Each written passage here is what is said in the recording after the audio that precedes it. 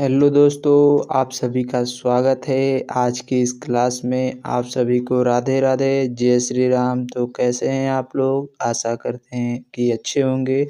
आज की इस क्लास में हम लोग यूपी पुलिस 2026 के लिए जो है जीके जीएस का प्रैक्टिस सेट नंबर 1 लेकर आ चुके हैं, जिसमें आपके सभी प्रश्न चाहे स्पेशल टॉपिक हो, यूपी जीके हो, आपके सामान्य विज्ञान हो, सामान्य हिस्ट्री हो, जियोग्राफी हो, पॉलिटी हो, इकोनॉमिक्स हो, जितने भी आपके टॉपिक्स हैं सभी टॉपिकों को एक-एक प्रश्न जो है वो लाया गया है। यानी आपके जितने भी टॉपिक्स दिए गए थे सिलेबस के अनुसार उसमें से सभी जो है टॉपिक से एक-एक प्रश्न जो है लेकर आया गया है, जो आपके बहुत ही महत्वपूर्ण साबित होने वाला है। इस क्लास में जो है 35 महत्वपूर्ण प्रश्नों को सभी टॉपिक से जो है कवर करके ले आ रहे हैं। आपको जो है स्पेशल से किसी स्पेशल टॉपिक का यूपी जीके को पढ़ने की ज़रूरत नहीं पड़ेगी। इस प्रैक्टिस सेट को जो है रेगुलर बेसिस पे लेते रहिएगा। आपके सारे जो है पॉइंट्स जो है क्लियर होते जाएंगे और तैयार भी होते जाएंगे। तो चलिए बिना किसी देरी के इस क्लास को शुरू करते हैं। यह जो है डेली बेसिस पे आप लोगों को मिलेगा हमारे चैनल सरकारी रोजगार पर। तो चलिए क्लास को शुरू करते हैं। तो आज का हमारा पहला प्रश्न है कि शुष्क बर्फ जो है किसका ठोस रूप है। तो शुष्क बर्फ की बात करें तो शुष्क बर्फ जो ड्राई आइस है, क्या नाइट्रोजन का है, कार्बन डाइऑक्साइड का है, ऑक्सीजन का है या फिर हाइड्रोजन का है। तो शुष्क बर्फ की बात की जाए तो शुष्क बर्फ जो है कार्बन डाइऑक्साइड का जो है ठोस रूप होता है। किससे संबंधित प्रश्न है? तो ये सामान्य विज्ञान से जो है वो प्रश्न लिया गया है। इसी के साथ अगले प्रश्न की तरफ बढ़ते हैं। तो अगला प्रश्न हमारा है कि इंडिका पुस्तक के लेखक कौन है। इंडिका पुस्तक के लेखक क्या फाहियान है, वेनसोंग है, मेगास्थनीज है या फिर कौटिल्य है। तो इंडिका पुस्तक जो है वो मेगास्थनीज की है। किसकी पुस्तक है? मेगास्थनीज की पुस्तक है। कि कौन से सब्जेक्ट से? तो भारतीय इतिहास से क्वेश्चन लिया गया है। कौन से सब्जेक्ट से है? भारतीय इतिहास से है। तो इंडिका पुस्तक के लेखक कौन है? मेगास्थनीज है। वही बात करें कौटिल्य यानी चाणक्य की पुस्तक का नाम क्या है? तो चाणक्य की पुस्तक का नाम अर्थशास्त्र है। ह्वेनसांग की पुस्तक का नाम सी यू की है।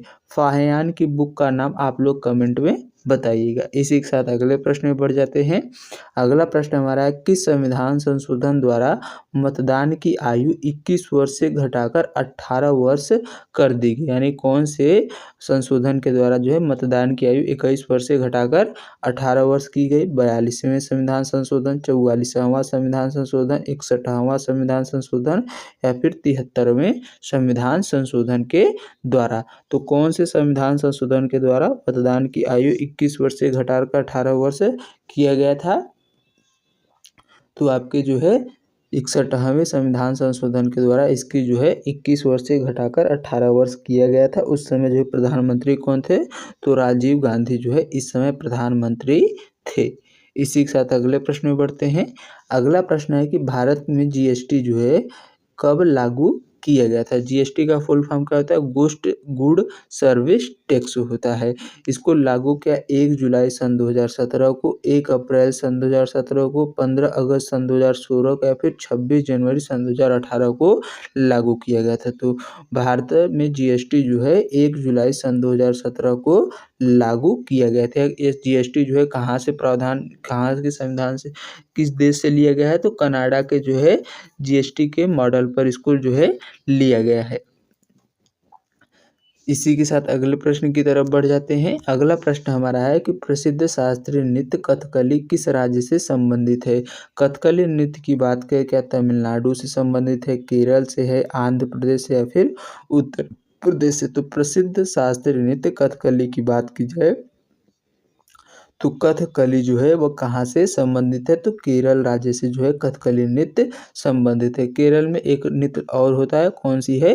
मोहिनी अट्टम है। तो शास्त्रीय नृत्यों की कुल संख्या की बात की जाए तो कुल 8 जो है शास्त्रीय नृत्य हैं। जो है संगीत नाटक अकादमी के अनुसार जो है 8 माने जाते हैं और संस्कृत मंत्रालय अनुसार जो है वो 9 माना जाता है। 9वां कौन सा है? छऊ है, जो पश्चिम बंगाल, आंध्र प्रदेश और उड़ीसा राज्यों में किया जाता है। तमिलनाडु की शास्त्रीय नृत्य कौन सा है? तो भरतनाट्यम है। आंध्र प्रदेश की बात करें तो कुचिपुड़ी है और उत्तर प्रदेश में कथक जो है शास्त्रीय नृत्य होता है। कौन सा नृत्य होता है? कथक शास्त्रीय नृत्य उत्तर प्रदेश में किया जाता है।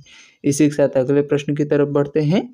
अगला प्रश्न हमारा है कि भारत में हरित क्रांति का सर्वाधिक प्रभाव किस फसल पर पड़ा है? चावल पर, मक्का पर, गेहूं पर या फिर तिलहन पर? तो भारत में जो है हरित क्रांति का सर्वाधिक प्रभाव कौन सी फसल पर पड़ा है? तो गेहूं पर जो है सर्वाधिक प्रभाव पड़ा है। और कौन से क्षेत्र में? तो गंगा और जो है उपजाऊ क्षेत्र हैं, जो आपके तराई क्षेत्र हैं, उनमें जो है हरित क्रांति जो है सर्वाधिक मात्रा में जो है उसका प्रभाव देखने को मिला। जैसे आपका पंजाब हो गया, बिहार हो गया, उत्तर प्रदेश हो गया, हरियाणा, इन राज्यों में जो है हरित क्रांति का जो है प्रभाव अधिकतम मात्रा में पड़ा था। इसी के साथ अगले प्रश्न में बढ़ते हैं। अगला प्रश्न हमारा है कि भारतीय रिजर्व बैंक यानी आरबीआई का मुख्यालय कहाँ पर स्थित है? तो आरबीआई का मुख्यालय क्या दिल्ली में है, कोलकाता में है, मुंबई में या फिर चेन्नई में? तो आरबीआई के मुख्यालय की बात की जाए तो इसका मुख्यालय जो है वह मुंबई में अवस्थित है। पहले इसका मुख्यालय कहाँ था? तो कोलकाता में इसका मुख्यालय था। इसी के साथ अगले प्रश्न में बढ़ते हैं। अगला प्रश्न हमारा है कि 2011 की जनगणना के अनुसार उत्तर प्रदेश का सर्वाधिक जनसंख्या वाला जिला कौन सा है? सर्वाधिक जनसंख्या वाला जिला क्या मुरादाबाद है, लखनऊ है, प्रयागराज है या फिर गाजियाबाद है? तो 2011 की जो जनगणना है उनके अनुसार सर्वाधिक जनसंख्या जो है वो प्रयागराज में निवास करती है या प्रयागराज में रहती है। सबसे कम जनसंख्या कहाँ का है? तो सबसे कम जनसंख्या जो है श्रावस्ती में निवास करती है। इसी के साथ अगले प्रश्न की तरफ बढ़ जाते हैं। अगला प्रश्न है कि विश्व पर्यावरण दिवस जो है कब सेलिब्रेट किया जाता है? तो विश्व पर्यावरण दिवस 22 मार्च को, 22 अप्रैल को, 5 जून या फिर 16 सितंबर को? तो विश्व पर्यावरण दिवस जो है 5 जून को सेलिब्रेट किए विश्व पर्यावरण दिवस है ना, हाँ 5 जून को ही सेलिब्रेट किया जाता है। इसी के साथ अगले प्रश्न की तरफ बढ़ते हैं। अगला प्रश्न हमारा है कि विश्व की सबसे लंबी नदी कौन सी है? अमेजन है, नील है, गंगा है या फिर यांगजी है? तो विश्व की सबसे लंबी नदी की बात की जाए तो नील नदी जो है विश्व की सबसे लंबी नदी है। वहीं भारत की सबसे लंबी नदी कौन सी है? तो भारत की सबसे लंबी नदी जो है गंगा नदी है। यांगत्सी नदी जो है ब्रह्मपुत्र को कहा जाता है कहाँ पर? जो है नेपाल में, यांगत्सी जो है वह नेपाल में जो है ब्रह्मपुत्र नदी को कहते हैं। अमेजन नदी के बारे में आप लोग जो है कमेंट करके बताइएगा। इसी के साथ अगले प्रश्न की तरफ बढ़ते हैं। अगला प्रश्न है कि भारत का सबसे बड़ा कोयला भंडार किस राज्य में पाया जाता है? उड़ीसा, छत्तीसगढ़, झारखंड या फिर पश्चिम बंगाल? तो भारत में सबसे बड़ा कोयला भंडार की बात की जाए तो आपके झारखंड क्षेत्र में जो है सबसे ज़्यादा कोयला जो है भंडार देखने को मिलते हैं। इसी के साथ अगले प्रश्न की तरफ बढ़ते हैं। अगला प्रश्न है कि उत्तर प्रदेश के किस शहर को शिक्षा की काशी कहा जाता है? शिक्षा का काशी प्रयागराज को, अलीगढ़, वाराणसी या फिर कानपुर? तो शिक्षा की काशी जो है उत्तर प्रदेश के किस जनपद को कहते हैं? तो वाराणसी को जो है शिक्षा की काशी कहा जाता है, जहाँ पर काशी हिंदू विश्वविद्यालय जिसको बीएचयू कहते हैं उसकी स्थापना हुई है 1916 में। यहाँ पर 3 विश्वविद्यालय जो है अवस्थित हैं। एक आपका महात्मा गांधी काशी विद्यापीठ है और तीसरा आपका संपूर्णानंद संस्कृत विश्वविद्यालय है। इसी के साथ अगले प्रश्न की तरफ बढ़ जाते हैं। अगला प्रश्न हमारा है कि उत्तर प्रदेश पुलिस का आदर्श वाक्य क्या है? तो उत्तर प्रदेश पुलिस का आदर्श वाक्य क्या है? सेवा ही धर्म या फिर सुरक्षा आपकी संकल्प हमारा है, सत्यमेव जयते या फिर रक्षा और सेवा है? तो उत्तर प्रदेश पुलिस का आदर्श वाक्य की बात की जाए तो सुरक्षा आपकी संकल्प हमारा जो है इसका मोटो यानी आदर्श वाक्य है। इसी के साथ अगले प्रश्न में बढ़ते हैं। अगला प्रश्न है कि राष्ट्रीय मानवाधिकार आयोग का अध्यक्ष कौन होता है? तो राष्ट्रीय मानवाधिकार आयोग के अध्यक्ष क्या है? भारत का राष्ट्रपति होता है, भारत का प्रधानमंत्री होता है, सुप्रीम कोर्ट के सेवानिवृत्त मुख्य न्यायाधीश होते हैं या फिर गृह मंत्री होते हैं? तो राष्ट्रीय मानवाधिकार आयोग जो है इसके अध्यक्ष की बात की जाए तो इसका अध्यक्ष जो है सुप्रीम कोर्ट के सेवानिवृत्त न्यायाधीश जो है होते हैं। और पहले कौन थे? तो चीफ जस्टिस AP मिश्रा जो है उत्तर प्रदेश के राष्ट्रीय मानवाधिकार आयोग के अध्यक्ष थे। इसी के साथ अगले प्रश्न में बढ़ते हैं। अगला प्रश्न हमारा है कि 2016 में विमुद्रीकरण के समय आरबीआई के गवर्नर कौन थे? जब विमुद्रीकरण यानी जब नोट बंद हुआ था, नोटबंदी हुआ था 2016 में, उस समय गवर्नर कौन थे? क्या रघुराम राजन थे, उर्जित पटेल थे, शक्तिकांत दास थे या फिर मनमोहन सिंह थे? तो आरबीआई के गवर्नर की बात की जाए तो उस समय आरबीआई के गवर्नर उर्जित आर पटेल थे और प्रधानमंत्री जो है नरेंद्र मोदी थे। इसी के साथ अगले प्रश्न की तरफ बढ़ जाते हैं। अगला प्रश्न हमारा है कि भारत का सर्वोच्च नागरिक सम्मान कौन सा है? तो भारत का सर्वोच्च नागरिक सम्मान क्या पद्म विभूषण है, परमवीर चक्र है, भारत रत्न है या फिर ज्ञानपीठ पुरस्कार है? तो भारत का सर्वोच्च नागरिक सम्मान की बात की जाए तो भारत का सर्वोच्च नागरिक सम्मान जो है भारत रत्न है। इसकी स्थापना जो है 1954 में किया गया था। कब किया गया था? 1954 में जो है भारत रत्न की स्थापना जो है भारत रत्न की स्थापना हुआ था, जो भारत का सर्वोच्च नागरिक सम्मान है। ज्ञानपीठ पुरस्कार की बात करें तो साहित्य के क्षेत्र का जो है सबसे बड़ा पुरस्कार कौन सा है? तो ज्ञानपीठ पुरस्कार। परमवीर चक्र किस में दिया जाता है? तो परमवीर चक्र जो है वह सेना में जो है अतुलनीय योगदान के लिए दिया जाता है। वहीं बात करें पद्म विभूषण जो है वो पद्म विभूषण, पद्म भूषण और पद्मश्री जो है वो प्रत्येक वर्ष जो है दिया जाने वाला सम्मान है, जो 26 जनवरी को दिए जाते हैं। इसी के साथ अगले प्रश्न की तरफ बढ़ते हैं। अगला प्रश्न हमारा है कि जापान की मुद्रा कौन सी है? तो जापान की मुद्रा क्या युआन है, येन है, वान है या फिर डॉलर है? तो जापान की मुद्रा की बात की जाए तो जापान की मुद्रा आपकी कौन सी है? येन जो है वो जापान की मुद्रा है। इस डॉलर की बात करें तो अमेरिका की है। युआन कहाँ की मुद्रा है? आप लोग कमेंट करके बताइएगा। इसी के साथ अगले प्रश्न की तरफ बढ़ते हैं। अगला प्रश्न है कि राष्ट्रीय युवा दिवस किसकी याद में मनाया जाता है? राष्ट्रीय युवा दिवस भगत सिंह, महात्मा गांधी, स्वामी विवेकानंद या फिर सुभाष चंद्र बोस की याद में मनाया जाता है। तो राष्ट्रीय युवा दिवस जो है जो 12 जनवरी को सेलिब्रेट किया जाता है या किसकी याद में मनाया जाता है? तो स्वामी विवेकानंद की याद में जो है वह सेलिब्रेट किया जाता है। किसकी याद में? स्वामी विवेकानंद। महात्मा गांधी की याद में जो है 2 अक्टूबर को अहिंसा दिवस मनाया जाता है। वहीं सुभाष चंद्र बोस की जो है जयंती के उपलक्ष्य में जो है पराक्रम दिवस जो है कब मनाया जाता है? तो 29 जनवरी को जो है 29 जनवरी को 29 जनवरी को पराक्रम दिवस के रूप में जो है सेलिब्रेट करते हैं। इसी के साथ अगले प्रश्न में बढ़ते हैं। अगला प्रश्न है कि पेनिसिलिन की खोज किसने की थी? पेनिसिलिन की खोज जो है लुईस पास्चर ने की थी, एडवर्ड जेनर ने की थी, अलेक्जेंडर फ्लेमिंग ने या फिर मैडम क्यूरी ने? तो पेनिसिलिन जो है इसकी खोज की बात करें तो इसकी खोज जो है किसके द्वारा किया गया था? तो पेनिसिलिन की खोज जो है अलेक्जेंडर फ्लेमिंग के द्वारा किया गया था। किसके द्वारा? अलेक्जेंडर फ्लेमिंग ने। मैडम क्यूरी ने जो रेडियोधर्मिता की खोज की थी। इसी के साथ अगले प्रश्न में बढ़ते हैं। अगला प्रश्न हमारा है कि अकबरनामा के लेखक कौन है? बीरबल हैं, अबुल फजल हैं, फैजी हैं या फिर अकबर हैं? तो अकबरनामा जो है किसके द्वारा लिखा गया? अकबरनामा जो है वह 3 खंडों में विभक्त है। ये अकबर के पूरे जीवन काल को जो है इसमें दर्शाया गया है। ये जो है इसके लेखक की बात की जाए तो अबुल फजल इसके लेखक हैं। कौन है? अबुल फजल। बीरबल जो थे अकबर के दरबारी नवरत्नों में से एक थे। इसी के साथ अगले प्रश्न की तरफ बढ़ते हैं। अगला प्रश्न हमारा है कि भारत की प्रमुख जांच एजेंसी सीबीआई का पूर्ण रूप जो है फुल फॉर्म क्या है? तो सीबीआई का फुल फॉर्म क्या सेंट्रल बोर्ड ऑफ इन्वेस्टिगेशन होता है, सेंट्रल ब्यूरो ऑफ इन्वेस्टिगेशन होता है या फिर क्राइम ब्रांच ऑफ इंडिया होता है या फिर सेंट्रल ब्यूरो ऑफ इंफॉर्मेशन होता है? तो सीबीआई का फुल फॉर्म की बात की जाए तो सेंट्रल ब्यूरो ऑफ इन्वेस्टिगेशन होता है। क्या होता है? Central bureau of investigation. इसी के साथ अगले प्रश्न में बढ़ते हैं।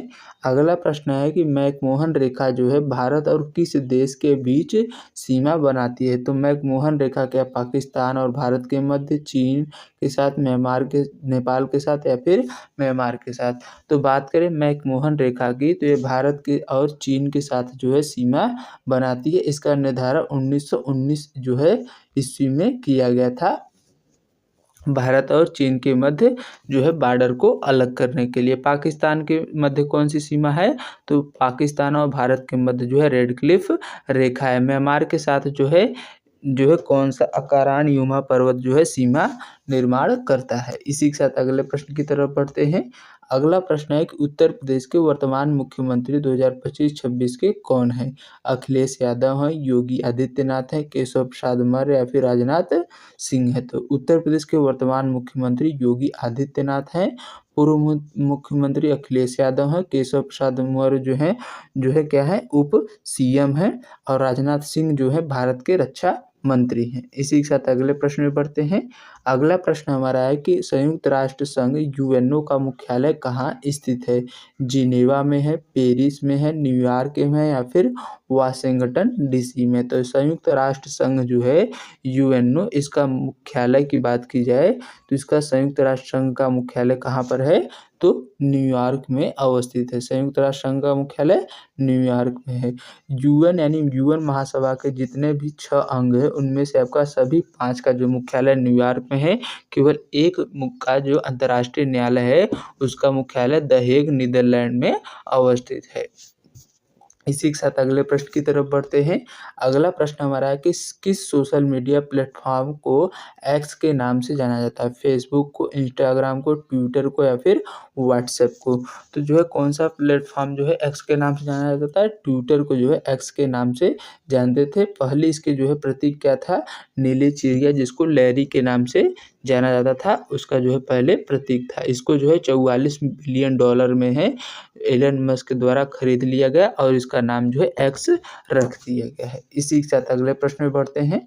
अगला प्रश्न हमारा है कि कंप्यूटर और साइबर जगत में फिशिंग का क्या अर्थ है? कंप्यूटर और साइबर जगत में फिशिंग की बात की जाए, क्या मछली पकड़ना होता है, पासवर्ड या क्रेडिट कार्ड चुराने की कोशिश करना होता है, वायरस बनाना होता है या फिर इंटरनेट में गति बढ़ाना होता है? तो फिशिंग की बात की जाए तो पासवर्ड या क्रेडिट कार्ड की जो है जानकारी को चुराना क्या होता है? फिशिंग होता है। इसी के साथ अगले प्रश्न की तरफ बढ़ते हैं। अगला प्रश्न हमारा है कि कजरी किस क्षेत्र का प्रसिद्ध लोक गीत है? तो कजरी की बात करें ब्रज का है, बुंदेलखंड का है, मिर्जापुर पूर्वांचल का या फिर रुहेलखंड का है? तो कजरी जो है प्रसिद्ध लोकगीत मिर्जापुर पूर्वांचल क्षेत्र का है। इसकी उत्पत्ति जो है मिर्जापुर जनपद में हुई थी। यहाँ के राजा जो थे उनकी भी एक पुत्री कजली थी, जिसका विवाह होने के बाद जो है तलाक हो गया, तो उसी के विरोह में वह गीत गाते थे, जिसे बाद में कजरी के नाम से जाना जाने लगा और पूरे पूर्वांचल में जो है यह प्रसिद्ध हो गया। इसी के साथ अगले प्रश्न की तरफ बढ़ते हैं। अगला प्रश्न हमारा है कि भारत में पीली क्रांति किससे संबंधित? जो पीली क्रांति है येलो रिवॉल्यूशन, क्या दलहन से संबंधित है, तिलहन से है, फल से या फिर दूध में? तो दूध से। तो बात करें भारत में पीली क्रांति का संबंध किससे है? तो पीली क्रांति का संबंध जो है तिलहन से है। किससे है? तिलहन से। दूध से बात करें तो दूध का जो है संबंध श्वेत क्रांति से है। वहीं आपका दलहन से जो है कौन सी क्रांति संबंधित है? आप लोग कमेंट में बताइएगा। इसी के साथ अगले प्रश्न में बढ़ते हैं। अगला प्रश्न हमारा है कि जिले में कानून व्यवस्था बनाए रखने के लिए प्रमुख जो है मुख्य जिम्मेदारी किसकी होती है?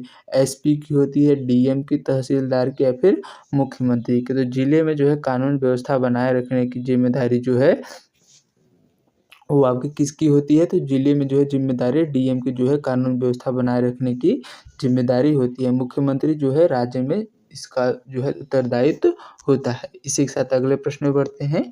अगला प्रश्न है कि वायुमंडल में सर्वाधिक मात्रा में पाई जाने वाली गैस कौन सी है? क्या ऑक्सीजन है, नाइट्रोजन है, आर्गन है या फिर हीलियम है? तो वायुमंडल में सर्वाधिक मात्रा में पाई जाने वाली गैसों में कौन सी गैस है? तो नाइट्रोजन सर्वाधिक मात्रा में पाई जाती है। कितना परसेंट? तो 78% जो है वायुमंडल में नाइट्रोजन गैस पाई जाती है। दूसरे नंबर पर ऑक्सीजन है, 21% है। उसके बाद सभी गैसें उपस्थित हैं। इसी के साथ अगले प्रश्न में बढ़ते हैं।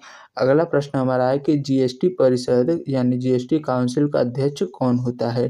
प्रधानमंत्री होते हैं, राष्ट्रपति होते हैं, केंद्रीय वित्त मंत्री होते हैं, आरबीआई के गवर्नर होते हैं?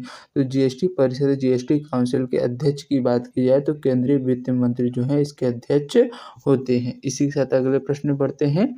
अगला प्रश्न हमारा है कि उत्तर प्रदेश पुलिस का मुख्यालय वर्तमान में कहाँ पर स्थित है? प्रयागराज में है, लखनऊ सिग्नेचर सिग्नेचर बिल्डिंग में है, कानपुर में या फिर नोएडा में। उत्तर प्रदेश पुलिस का मुख्यालय की बात की जाए तो लखनऊ के सिग्नेचर बिल्डिंग में इसका मुख्यालय अवस्थित है।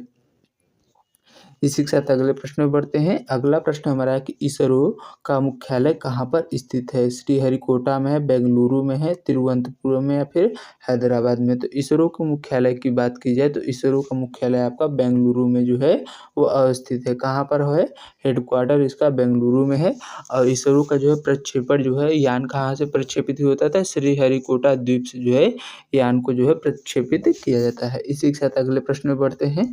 अगला प्रश्न हमारा है कि एनएसजी कमांडो को किस उपनाम से जाना जाता है? रेड कैट्स को, ब्लैक कैट्स, टाइगर या फिर कोबरा। तो एनएसजी कमांडो को जो है किस उपनाम से जानते हैं? ब्लैक कैट के नाम से एनएसजी कमांडो को जानते हैं। इसी के साथ आज के अंतिम प्रश्न पर हम लोग पहुंच चुके हैं। तो आज का हमारा अंतिम प्रश्न है कि सिनेमा के क्षेत्र में दिया जाने वाला सबसे बड़ा पुरस्कार जो है कौन सा है? फिल्म फेयर है, दादा साहब फाल्के पुरस्कार है, ऑस्कर है या फिर राष्ट्रीय फिल्म पुरस्कार है। तो सिनेमा के क्षेत्र में दिया जाने वाला सबसे बड़ा पुरस्कार की बात करें जो भारत में दिया जाता है वो कौन सा है? दादा साहब फाल्के पुरस्कार है। और विश्व का कौन सा है? तो ऑस्कर है। कौन सा है? ऑस्कर जो है विश्व का सबसे बड़ा पुरस्कार है। इसी के साथ यह क्लास यहीं पर समाप्त होती है। यह क्लास आप लोगों को कैसी लगी कमेंट करके ज़रूर बताइए। और 35 प्रश्नों में जो है कितने प्रश्न आप लोगों जो है वो जवाब दिए हैं, उसको जो है आंसर सही बता पाए हैं, उनका भी कमेंट करके आप लोग ज़रूर बताइएगा। अगर कोई डाउट हो, कोई सजेशन हो तो कमेंट के माध्यम से बता सकते हैं। तो इस क्लास को यहीं पर समाप्त करते हैं। मिलते हैं आपसे नेक्स्ट क्लास में। तब तक के लिए अपना ध्यान रखिए। आज के लिए बस इतना ही। जय हिंद, जय भारत।